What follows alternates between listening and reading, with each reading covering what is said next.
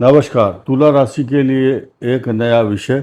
यह वीडियो चित्रा, स्वाति और विशाखा नक्षत्र के लिए है। आर्थिक सुधार, संबंधों में बिगाड़, अष्ट के कष्ट, इसको समझना होगा। ये चीज़ ज़्यादा इम्पोर्टेंट है। आप ये देखेंगे कि जुलाई और अगस्त का महीना तुला राशि के लिए क्या क्या लेकर आ रहा है। इन सभी बातों को आप अपने अपने अपने हिसाब से हिसाब लगाइए कि क्या आपको प्लानिंग करनी चाहिए, किन किन बातों पर ध्यान देना होगा। देखिए, आर्थिक सुधार का जो कार्यक्रम है वो केतु और शुक्र के द्वारा संपादित होगा। तुला राशि का स्वामी स्वयं जब एकादश भाव में आता है तो आर्थिक लाभ 100% देगा। तो ये आर्थिक सुधार करता है। धन का स्थान भी सुधर जाएगा क्योंकि इस भाव को भी इनका खुद का स्वामी देख रहा है।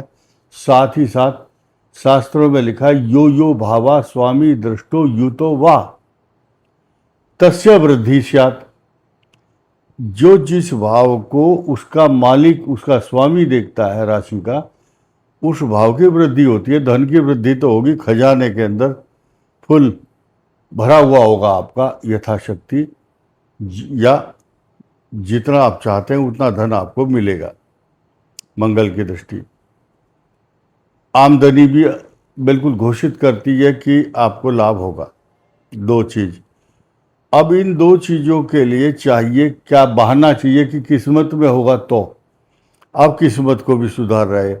यहाँ पर सूर्य और बुध का बुधादित्य योग है, बहुत ऊंचा योग है, ये भी क्लियर हो चुकी। फिर शास्त्र कहता है कि कर्म नहीं करोगे तो आपको कुछ नहीं मिलेगा। कर्म स्थान पर कर्म भाव का कारक, राज सत्ता का कारक, राज सुख का कारक, व्यापार में वृद्धि का कारक, पिता का कारक, सब कुछ सूर्य के अधीन है। सूर्य ही इस संसार के, ब्रह्मांड के, आप ये कह सकते हैं, इनको आलोकित और प्रकाशित और आभा मंडल से सुसज्जित करता है। तो सूर्य दशम भाव में है, कारक है ये। तो ये कोई बहाना नहीं है, आपको कर्म करने के अच्छे अवसर मिलेंगे क्योंकि इनको मिल रहा है यहाँ पर बृहस्पति का साथ। बहुत बड़ी चीज है ये। सूर्य और बृहस्पति का एक साथ होना, बुधादित्य होना, बहुत ऊंचा योग है। लेकिन बुद्धि को भ्रमित करने वाले राहु 6 दिसंबर तक अभी आपकी बुद्धि किस तरफ मोड़ेंगे ये आपको सोचना है। इन यहां से यहां तक कोई बहाना नहीं है धनवान बनने का। लेकिन धनवान मनुष्य कर्म भी कर रहा है, भाग्य भी है, पैसा आ भी रहा है, तिजोरी में भी आप रख रहे हैं, लेकिन उसका जो निकास है या उसका आगमन है, एग्जिट और इनकमिंग, ये दोनों बातें इस पर निर्भर करेंगी कि आप जो है अपना रास्ता कैसे तय करते हैं। अगर ये बुद्धि भ्रमित कर रहा है तो आपको अच्छे से अच्छा काम नहीं होने देगा, काम बिगाड़ेगा। तो बुद्धि भ्रमित हो रही है। दिक्कत कहाँ है कि इस पर बृहस्पति की दृष्टि नहीं है फिलहाल। शुक्र की दृष्टि तो 5 जुलाई से होगी ही होगी, ये प्लस पॉइंट है। इस ग्रह पर आ जाओ। शनि 6ठे भाव में ऋण रोग शत्रु की वृद्धि करता है, लेकिन शनि विनाश करता है शत्रुओं का। और अच्छे से यह अपनी ड्यूटी को परफॉर्म करें, इसका जो आदेश है यहाँ से मिलता है। बृहस्पति की यहाँ पर दृष्टि है तो प्रभाव रहेगा बृहस्पति का। ऐसी स्थिति में तुला राशि के जो भी शत्रु होंगे, वो कौन होंगे शत्रु? पति पत्नी हो, दोनों का जोड़ा, या कोई अध्यापक, जज, कलेक्टर, और कोई उद्योगपति, या जहां भी आप नौकरी करते हो वहां 2 दुश्मन जोड़े के साथ ट्विंस होंगे, वो 2 होंगे, वो आपको हानि पहुंचाएंगे, आपकी छवि को नुकसान पहुंचाएंगे। आपके लिए नुकसानदायक क्या चीज़ है वो सुनिए आप। सप्तम भाव जो पाप कर्तरी योग के दौरान शनि और राहु नहीं बल्कि शनि और मंगल के मध्य में सप्तम भाव पाप कर्तरी योग बना रहे हैं। इस पाप कर्तरी योग का महत्व समझिए।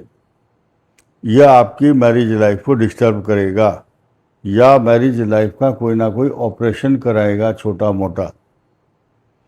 ये इसलिए धड़ल्ले के साथ कह रहा हूँ मैं क्योंकि यहाँ पर बृहस्पति की दृष्टि नहीं है और इसके स्वामी पर भी दृष्टि नहीं है।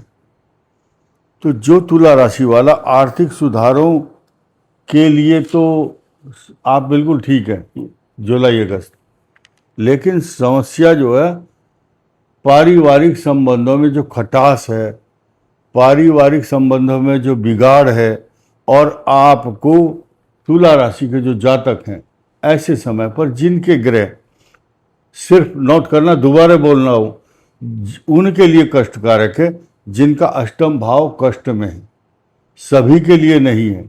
यह आपको तय करना है आपका अष्टम भाव कष्ट में है या नहीं। अष्ट के कष्ट तो ये क्या कराता है? अपमान का भय, चक्कर आना, दिमाग से संबंधित, दिमाग में गर्मी, अपमान का भय, सरकारी कोई भी कष्ट, तथा आप जोखिम भरा कोई भी काम करोगे, रिस्क लेने वाला, इसका नाम है जोखिम का स्थान।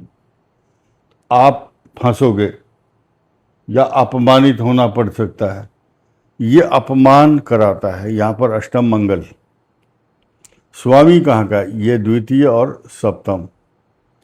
प्लस पॉइंट क्या बताया? न भौमो मार्को भवेत, लघु पाराशरी का सिद्धांत है। ये मारेगा नहीं आपको, लिमिटेड थोड़े दिन के लिए कष्ट देगा, 2 अगस्त तक।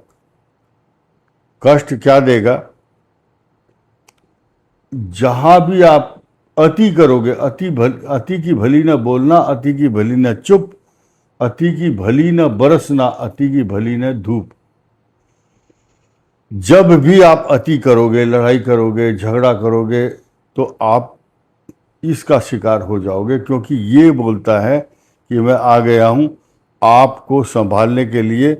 आप अगर गिरेंगे तो मैं उसका उपचार करवाऊंगा। ये उपचार करने के लिए आए हैं यहाँ पर। इसके अलावा हेल्थ से रिलेटेड, ये हेल्थ भी आपकी, गलत खान पान, गलत आचरण, गलत संगति के कारण, संगति कहाँ से देख रहे हैं हम? ये बुद्धि भ्रमित, तो आप चोट खाओगे, बीमारी होगी, परेशानी होगी, टेंशन होगी। अभी शनि की ढैया का जो समय है वो आने वाला है आपके लिए। कब आएगा?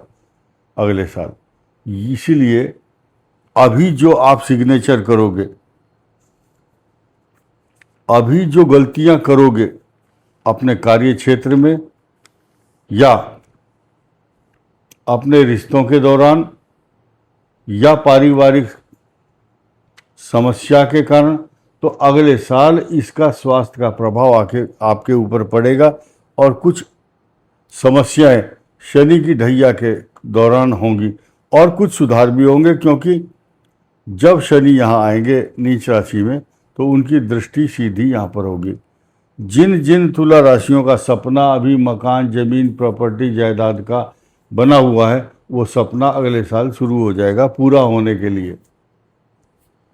तो 2 उपाय करने हैं आपको। हनुमान चालीसा का पाठ, तांबे का बर्तन दान करना चाहिए। तांबे के बर्तन में गुड़, शक्कर दान कर सकते हैं और हनुमान जी की उपासना लगातार करनी चाहिए। और सूर्य की उपासना रोज कीजिए, सूर्य को रोज जल देना चाहिए। ऐसा करने से आपको यश और प्रतिष्ठा बहुत मिलेगी। ये केतु और शुक्र लगातार धन देने के लिए आ रहे हैं। शनि शत्रुओं का नाश करता है, लेकिन आपको शत्रुओं के होने से ऑब्जेक्शन नहीं होना चाहिए, क्योंकि शनि जब छठे स्थान में होगा शत्रु वृद्धि करता है। लेकिन जिस आदमी के शत्रु नहीं है, आलोचक नहीं है, वो आदमी नहीं है इस संसार में। कुछ लोग तो होने चाहिए जिनको जलन होती है आपकी तरक्की से। जिनको जलन होगी जिस दिन लोगों को जलन होगी आपसे और आपको पता चल जाता है तो समझ लो आप भाग्यशाली हैं, उसी दिन से आपकी तरक्की का मार्ग शुरू हो चुका है। और सूर्य की आराधना करें, शिव गायत्री का पाठ भी कर सकते हैं। ओम तत्पुरुषाय विद्महे महादेवाय धीमहि तन्नो रुद्रः प्रचोदयात्। ये 1.25 लाख जाप करने से आपकी मनोरथ सिद्धि भी होगी। इस वीडियो में इतना ही। धन्यवाद। नमस्कार।